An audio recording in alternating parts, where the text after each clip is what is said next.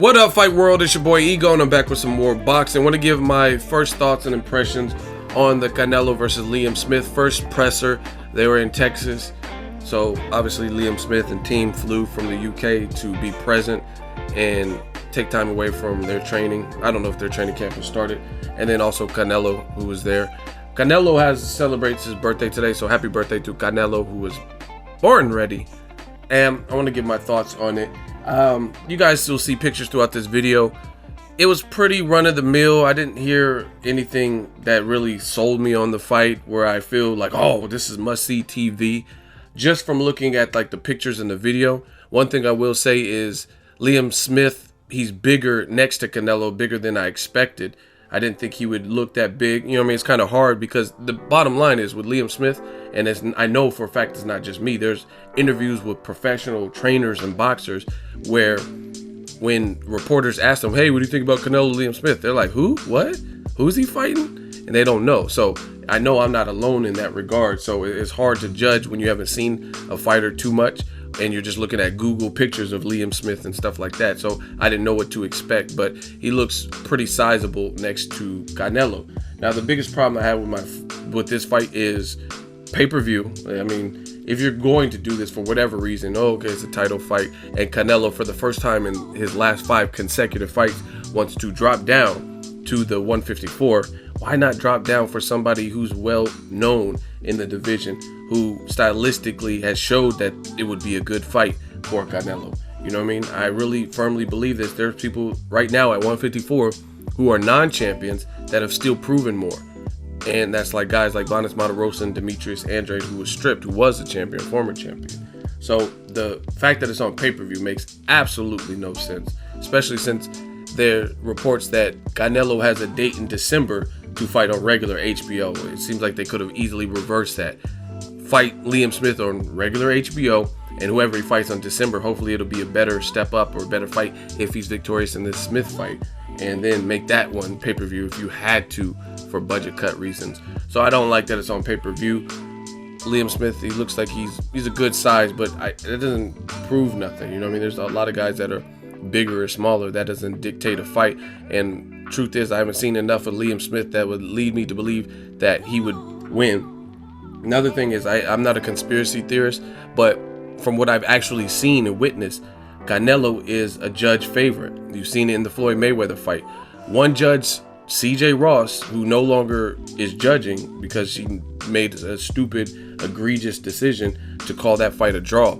I don't know who you guys watch boxing with, how you score boxing. There is no way that Floyd Mayweather had a draw with Canelo. Like that just, you look dumb. You lost all credibility right then and there. I mean, you could look at Canelo's face at the end and at the press conference. He knew he lost that fight. So for CJ Ross to make some shit up like it was a draw is horrible. Then you look at the Edeslani Lara.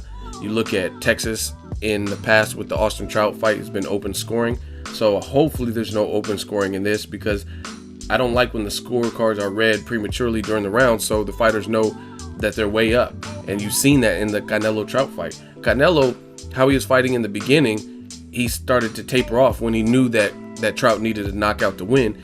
And by knowing that, then all Canelo has to do is just play it safe, even maybe give up some of them later rounds, because he knows he's not going to leave himself open for anything big to get knocked down or knocked out, because that's all he has to do is make it the distance. You know what I mean? So it compromises fighters' game plans. I want to see fighters know, like John Molina versus Mickey Bay. John Molina knew he needed a knockout to win, so he has to capture any specific moment where Mickey Bay falls asleep at the wheel or whatever.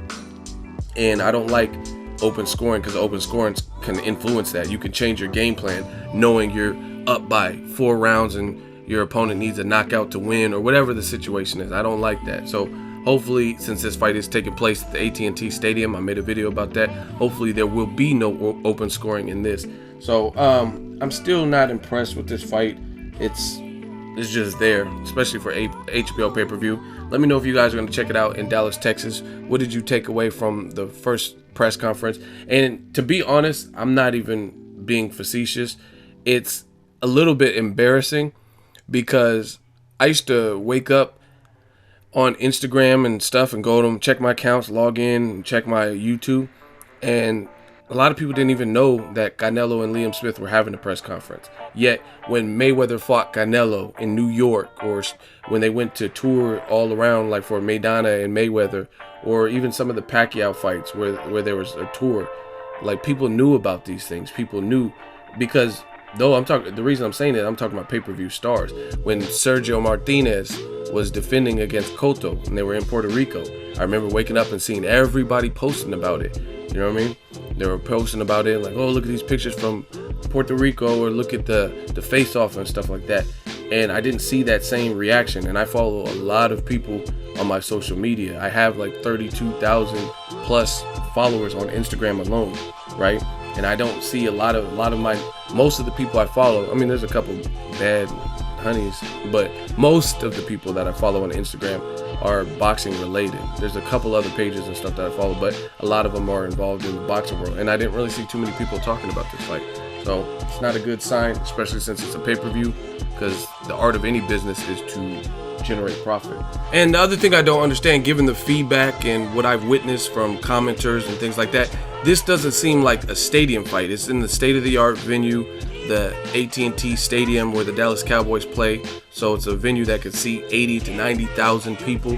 And to me, it doesn't seem like a fight big enough, because obviously you don't want gaping holes and a bunch of missing seats and empty seats and stuff. So it's weird. Maybe Golden Boy knows something that I don't. Obviously, there's a high population and demographic of Hispanic fans. So I don't know. Maybe they think they can bank on that and people just show up, because I don't think there's any other major fights happening that particular date. But it just seems like a bit much to fill a stadium for this level of a fight. Let me know what you guys think. Make sure you like my video as always. Hate, comment, and subscribe. Till next video is Ego signing off. So if you enjoyed this video and want more content like this on the channel, you can show your appreciation by going to the PayPal donate button or the YouTube support button, and you can donate any amount that you feel is equivalent to the value of this video. Much more to come. Thank you guys for your support. Boxing Ego, the future of boxing.